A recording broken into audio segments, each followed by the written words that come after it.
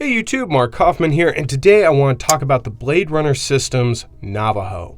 Now this is made by a company called Evolve, and it's a little bit confusing. There's no real branding for Bladerunner Systems on this. You just really get the E for Evolve, and that's about it. There's no marking on the blade, no name of the knife on the blade, nothing. So I am starting this review out with the negatives here. Primarily because I want to get those out of the way. I want to first talk about what's bad about this knife and what I've noticed in carrying it, but then I want to talk about the good, because I think the good actually outweighs the negatives in this knife.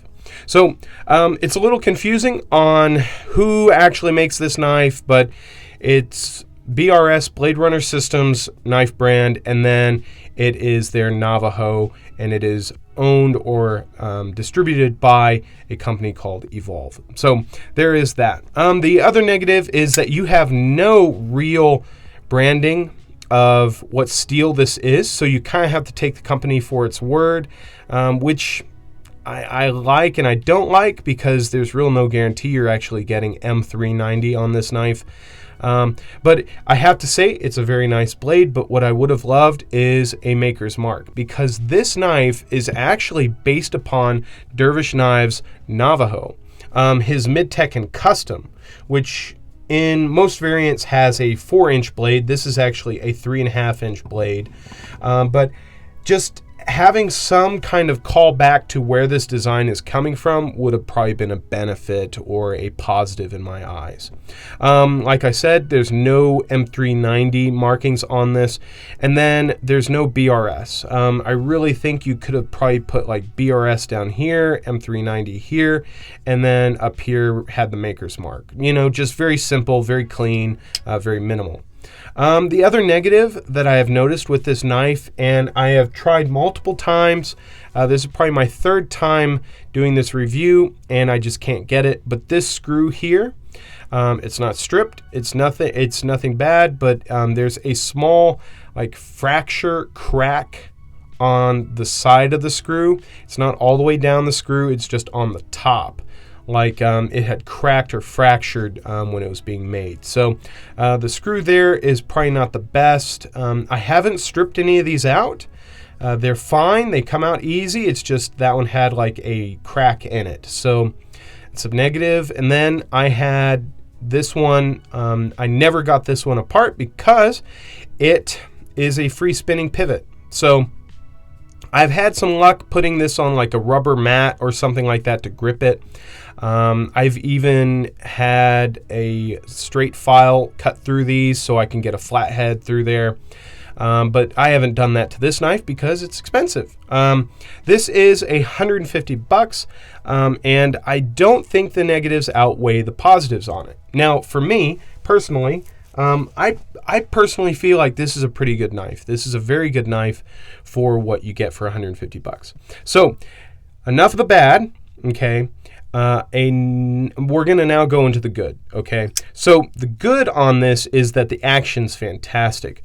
It's been a little while since I've actually gotten a knife that you intend on middle finger flicking. This is kind of geared towards that, I believe, having that cutout there. You can also very easily slow roll this out. You can just flick it out with your thumb. You can, if you really want to, put some power behind it and flick it out that way. I have been able to open this with my index finger without cutting myself there. Open it with my index finger. The action's very good. The detent is pretty light. You can shake this out, but I am figuring that that is only to allow this ability to middle finger flick it open. Thank you. So there is that benefit, but the really nice thing about this knife is that these liners are all titanium. You get a titanium pocket clip. I'm getting ahead of myself. Let me slow down here. You're getting a titanium pocket clip. You're getting a titanium liner, and then you're getting a very fat and beefy bronzed titanium backspacer with a lanyard hole there. So for me, you're getting a lot of titanium here, and the frame lock, I'm calling it a frame lock because this is pretty darn thick. This is a lot of titanium. So let me compare this to my Chris Reeve Small and Cozy, and you can see here that up against that, it's pretty sizable. I mean, it's not as thick as Chris Reeve's titanium, but you are getting quite a bit of titanium in there. So I'm considering that a frame lock in my book. Now you do get a lock bar stabilizer there. You also get a stainless steel, hardened steel lock bar insert there. So that is nice. You can kind of see that screw in there. And you know what? Let me turn up the lights here so you can see all those details. So here we go. You can see the detent ball, which is ceramic. You can see the screw to adjust or to remove or replace that lock bar insert. So you get all that in there, and it's really, really good. The construction on this is very good. You get ceramic ball bearings, and this thing is smooth. I mean, this thing just falls shut. This was out of the box. I actually was very surprised at how smooth this knife was.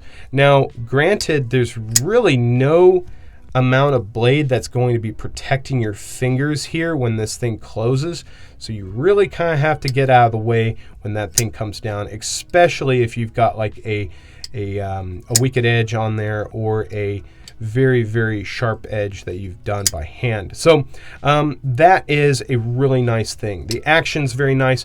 Now you're probably wondering, okay, there's quite a bit of blade sticking out here. Is it a front flipper? No, it is not. I have tried multiple times. You can kind of flick it out that way, but I do not recommend it. It's really difficult to do and not very safe. Now, the other thing that I really, really like about this knife is the deployment hole. It is chamfered. It is very even, very well done, and easy to access. When you close it, you can easily get your thumb in here, and you can just slow roll that out, and then you can middle finger flick that open. It's very easy to do. I would even say this is a very fidgety knife. It's up there with a Benchmade for me. It closes so smooth, opens very well. A lot of benefits out of that. The other thing is the G10 scales. These are G10 scales here, and they're very well done, well machined G10 scales. And I just think this knife is done very well. Unfortunately, the pocket clip is a little bit of a proud spot. So when you're holding this, if you really bear down on it, you will feel that. And I also feel like the design of it, not the shape, but the design of it doesn't go with the knife. The cutouts are not really needed. I don't see anywhere else on this knife that has the arrow design on here. If you maybe did 3 smaller cutouts like that, or maybe 1 long cutout like that to tie it in, sure. But the arrows make no sense. If it's telling me to push it down into my pocket, no duh. I mean, okay. But the pocket clip is very, very nice. It's a 3D milled titanium pocket clip. You have a gray stonewash on there, and it is very nice. You can see that it's curved on the interior there as it meets your pocket, so it's not going to mangle up your pocket any way or fashion. And then it is also slightly sculpted on the very end here, so there's very little material actually interacting with your pocket. So when it comes to getting this out of your pocket, it's going to be very easy to do. Now, this knife beat out a few knives that I was actually going to be buying. I was looking at a few Viper knives. I was really trying to keep it with either Italian or American, or maybe even a German knife. But I saw this and I just said to myself, look, I like the blade shape. The handle looks very comfortable, which it is. The jimping here on the blade's very effective. The blade shape is reminiscent of like a Scandi grind, except you have that secondary bevel down there, but it's very, very nice. You have a nice swedge here at the very end and a relatively thick tip there, which I feel is going to hold up very well. There's been no blade play, no side to side, no up and down, so it's a good knife. For 150 bucks, I am happy with this. It beat out a few. I was looking at a Lion Steel, I think it's a G10. I was looking at a Lion Steel Kerr, a few other knives, and this one just spoke to me. I looked at it and it looked very comfortable. In hand, it is comfortable. I wear a medium to large glove, and all four of my fingers fit on here very comfortably, especially in this grip. It is very, very nice to be able to do a slicing cut. When you need to pinch the blade, you can wiggle up here and then do a draw cut. You can hold it like this very comfortably and do some slicing cuts. In a reverse grip, it's okay. There's kind of a bump in here for your thumb. Not the most comfortable grip, but it works. For me, I just feel like this knife is a good size for me. The handle is also very, very wide. It's not a thin knife, especially with the G10 on top of those thick titanium liners, but one thing that's nice about it is it's going to fill your hand and it's going to feel good in hand. Now, if you have large to extra large hands, I would not recommend this knife to you. It is going to feel small to your hands, and probably your thumb is going to have some trouble getting access to that thumb hole. So for me, I think medium to small hands works best for this. But if you like the look of this knife, go for the Dervish Custom or Mid-Tech, because those are usually like a 4-inch blade and it's going to be a bigger knife. Now, let's see how it compares to a few other knives I've got out right now. I've got my Chris Reeve Small & Cozy. You can see it's much bigger than that.